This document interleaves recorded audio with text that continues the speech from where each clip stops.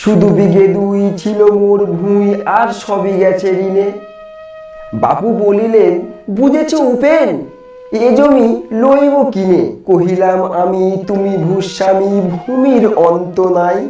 চেয়ে দেখো মোর আছে বড় জোর, মরিবার মতো ঠাঁই।